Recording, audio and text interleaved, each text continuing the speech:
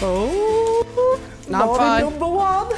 It's opening day at Vintage Vegas, the culmination of a lifetime of collecting, weeks of planning and construction. With only 2 buying trips under his belt, the shop has been mostly stocked with items from Johnny's own personal collection. I honestly don't think I've ever felt so vulnerable. It could be absolutely soul-destroying if everybody's come in to have a look and not left with anything.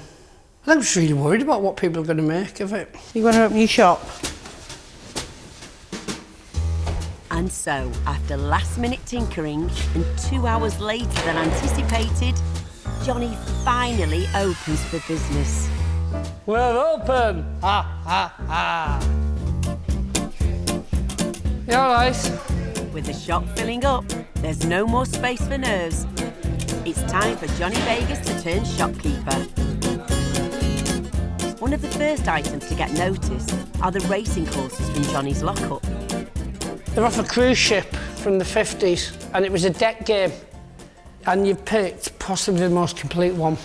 They are antiques, so they're 60 each. That's them being used. And that's what sold that to me, was going, wow. And the condition it's still in after all them years. If you're into horses, yeah, and you're into cruises, it's a bit of a no-brainer. Yeah. But he has to be 60, because he's got all 4 legs, he's got his tail. Yeah. And I can't go any lower than that. I'm sorry. Yeah. Honestly, I am not beating you up on that. Yeah, no, it's Johnny, worth that all day long. Thank you very much. Fabulous. Cheers, Johnny, mate. Thank you. When the Grand National's on, I'll get it Bring that out. and I'll be thinking about you, Johnny, and I'll be... You know you've got a back number 4 every year. Yeah, I'll back now. number 4, yeah. I made my first sales. It was not as painful as I thought it might be. I'm happier, I'm feeling far better than I thought I would. I'm a dealer. Get me. Back at the weaving shed in Yorkshire, while Johnny Vegas searches for more items he thinks he can get a deal on, That's a nice little... Bev's keeping herself entertained. Oh, it's not comfy.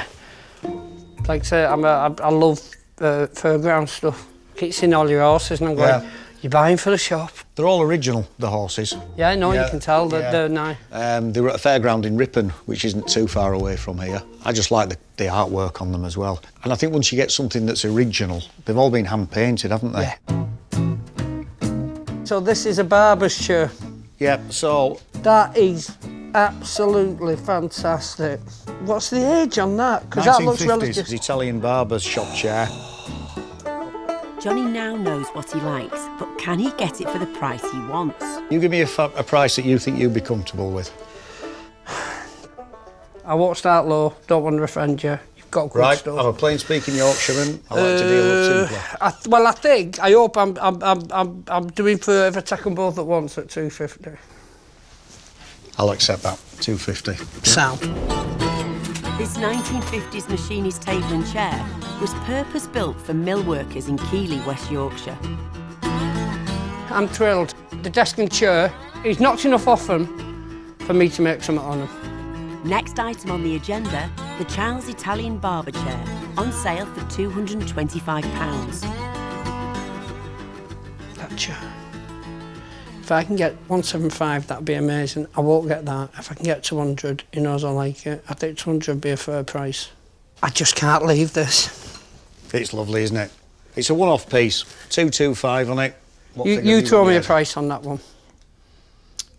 I'll give you a one-off price because I paid quite heavily for it because I've not seen it. But I've had it a while, so I'm prepared to take a little bit of a hit on it. 185. That's only a tenner over the cheeky bid I was going to offer. Thank you very much. This sets you apart. You have not got a generic collectible shop. You've got one-offs. I'm dead happy with what I've got. Yep, no. If you're happy, then I'm happy as well. I am more than happy. But Roy has got one last offer to throw Johnny's way. The small matter of a £250 Fairground horse. I'll tell you what I'll do. Because you're starting out in business, and I always like to think, as a fellow dealer, you've got to give them a bit of a gift at some point. I will do that for you for what I paid for it, and that's £130.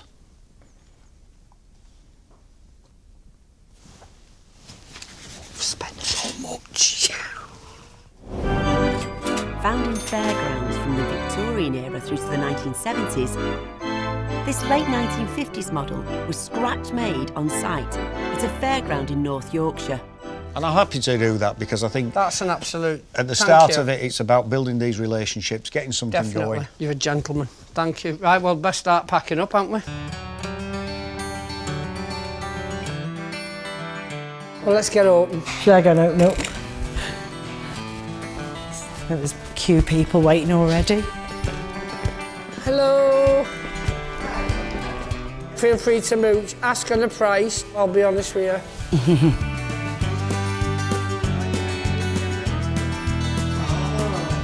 Everything's for sale. Oh, cash for you. Thank you. How much is that? To you, that's 15. Oh, beautiful, I love that. Pleasure. I think 25 for the two.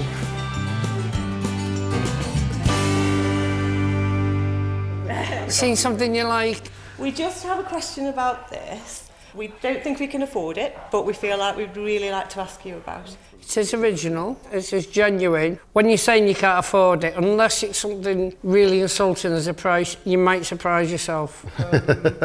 What do you think and what would you like to pay? And I'll be just dead straight up with you with what I'm looking for off it. We won't offend each other. Okay. We've never asked anybody before in our lives how much a fairground original horse is, so we have absolutely no And we idea. want it for the living room. And you get it with a lot of the fairgrounds around the families. It wasn't made by a grandmaster, that No, one. no. It would have been a family and the granddad would have cut all that out, Yeah. done it. Another member of the family would have painted it. I'd like 240 on it. That's authentic. And the only reason, I'll be honest with you, I can do 240 is the lad sold me a couple of other things and he did me a really nice number on it. Is that the lowest? Yeah, I've got to be a little bit strict on it because it will go. If I'm honest, we had a kind of what we would pay was 2, but we thought it would be a lot higher. That was where we kind of pitched it. That's why we were a bit scared to ask. 240's, it's a good price. I know, you're right. I promise you. Why don't you go and have an ice cream, have a think on it. Okay. I think they'll be back. Can I squeeze past you? Sorry to be a nuisance. Thank you, young man. There we go. I brought your beauty back. Taste restored. Oh, man, that's mint. I've taken all the grime off the handlebars and it should be ready to go. No, you've done it perfect. It's not overdone, you know what I mean? There's not another one up for sale in England at the moment. And the cheapest one is £195 just as a plain chair. But as in plain, what, missing the wheels, missing the... Yep, just as a plain child's barber seat. You're joking? So you've done all right. Oh, you've turned that frown upside down with that, haven't you?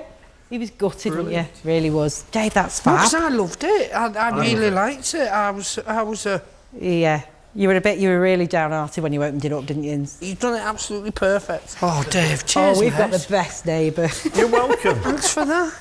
See you later. Thanks, guys. Cheers, Dave. You're back. We're back. You knew we would. I take it you're back because you're back for liquor tea. We just know we'll never see another one again. I promise you, 240 is great on that. We agree. I'm glad it's going with you because I can see you going, you're loving it more and more every second you're looking at it. It's just brilliant. Thank you. Thank you for buying it. That's how we could buy it. Cheers, mate.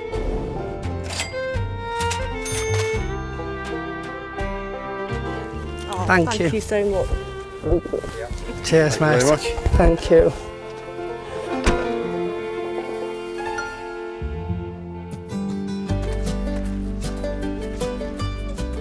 That was great. They're going away, that you get the sense they're going to be repeat customers. People are going to ask them where they got it. They got it from here. So it's like the best free advert you can be passing on. At a profit. I haven't lost money. What a great day.